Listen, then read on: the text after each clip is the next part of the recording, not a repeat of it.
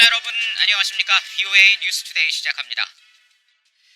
북한 김정은 위원장이 금강산 관광지구를 시찰하고 이 한국이 지은 시설을 철거하라고 지시한 것은 트럼프 대통령을 향한 행보라는 분석이 나왔습니다.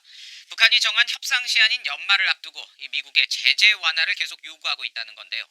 첫 소식 김용교 기자가 취재했습니다. 존 페퍼 미국 외교정책 포커스 소장은 김정은 위원장이 금강산 관광지구 방문을 통해 보내는 신호는 미국에 초점을 맞춘 것이라고 분석했습니다. 트럼프 대통령 재임 동안 제재 해제를 얻겠다는 의도라는 설명입니다. He knows that Donald Trump is, his best chance at getting an agreement. He knows that South Korea basically has to follow U.S. policy in this regard. 미국 국익연구소의 해리 카지아니스 한국 담당국장도 비슷한 분석을 밝혔습니다. 스웨덴 실무협상의 결렬을 선언한 북한은 제재 해제를 위해 미국의 관심을 얻어내는 데 집중하고 있다는 겁니다. And I think for the moment, Kim is really focused on trying to get America's attention and probably trying to get another summit. 켄고스 미 해군 분석센터 국제관계국장은 최선희 북한 외무성 제1부상이 김 위원장을 수행한 사실에 주목했습니다. 실무협상에 진전을 내지 못한 데 대한 일종의 불만을 표한 것일 수 있다는 설명입니다.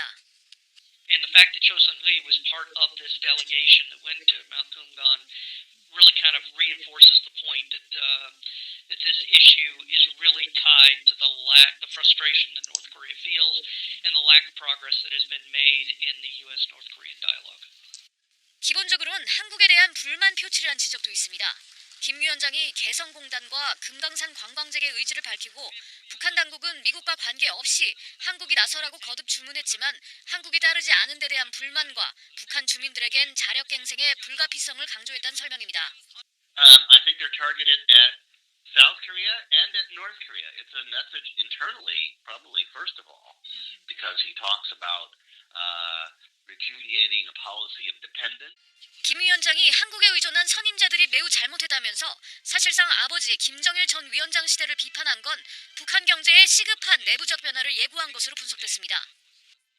북한 경제 발전에 김정은 자신의 이름을 내걸면서 변화를 이끌어내기 위해 과거 정책과 거리를 둘 필요가 있었을 것이라고 전문가들은 지적했습니다. VOA 뉴스 김현교입니다. 김정은 위원장의 금강산 내 한국 측 시설 철거 지시는 외국 재산권 침해로 국제사회에서 신용만 악화시켜 북한 경제 발전을 저해할 것이라는 지적도 나왔습니다. 북한은 한국에서 빌린 9억 달러 넘는 차관을 비롯해 유럽 국가들에 대한 심각한 채무 불이행으로 국제 신용도는 세계 최악 수준입니다. 이어서 김영권 기자가 전해드립니다. 북한 경제 전문가인 조지타운 대학의 윌리엄 브라운 교수는 23일 BOA에 금강산 한국 측 시설에 대한 북한 김정은 위원장의 철거 지시는 숲을 못 보고 나무만 보는 형국에 비유했습니다. 북한 경제의 최대 문제는 제재가 아니라 국가 신용인데 북한의 한국 자산을 존중하지 않는 일방적 행태는 가뜩이나 나쁜 신용을 더 악화시켜 경제 발전의 발목만 잡는다는 겁니다. The big problem for North Korea is even if the sanctions are lifted, they still have no credit. Nobody will lend them money because of all these debts they have never paid. 신용카드 사용자가 돈을 갚지 않으면 더 이상 카드를 사용하지 못하고 신용불량자로 낙인 찍혀 자력갱생에 의존하는 것과 같다는 지적입니다. 북한은 외부에서 빌린 돈을 거의 갚지 않아 국가 신용도는 세계 바닥권입니다. 한국 국회 국정감사에 따르면 한국수출입은행은 통일부의 위탁으로 1991년부터 유상으로 9억 3천만 달러를 북한에 빌려줬지만 거의 회수되지 않고 있습니다. 전문가들은 대북 차관은 정치적 색채가 있어 한국 정부가 목소리를 조절해왔지만 채무 불이행 등 일방적 행태는 경제 전문가들이 심각하게 검토해온 사안이라고 지적했습니다. 지금 이렇게 외국 자산을 마음대로 처분한다거나 또 대외 부채 문제를 등한시한다거나 이런 것들이 나중에 이제 북한에게 있어서는 그 외부의 지원을 받거나 아니면 경협을 추진할 때에 사실은 가장 큰 걸림돌이 될 수밖에 없습니다. BOA가 각국 정부에 확인한 결과 북한은 2017년 현재 스위스에 2억 900만 달러, 스웨덴 3억 1,800만 달러, 오스트리아 1억 7천만 달러를 비롯해 영국, 체코, 핀란드, 루마니아 등에도 많은 빚을 지고 있지만 갚지 않고 있습니다.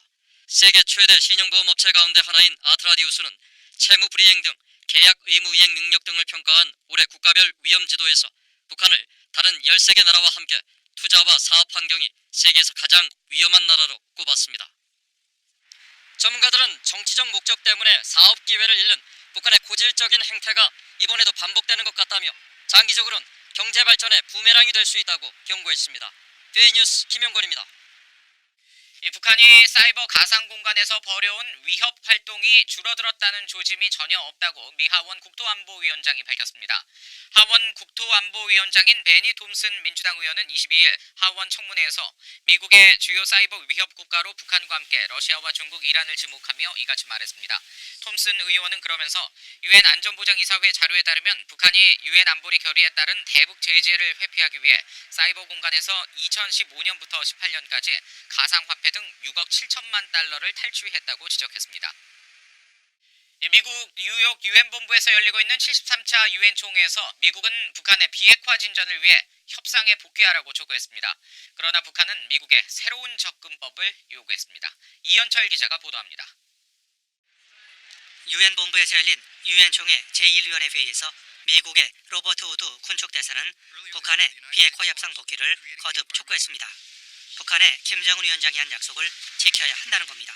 We call on DPRK to come back to the negotiating table in order to move forward on Chairman Kim's commitment at the 2018 Singapore summit to denuclearization.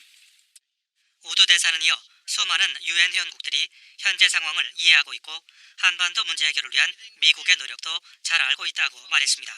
특히 트럼프 대통령은 북한이 비핵화에 대한 전략적인 결정을 내릴 경우 북한의 밝은 미래를 제시했다고 강조했습니다.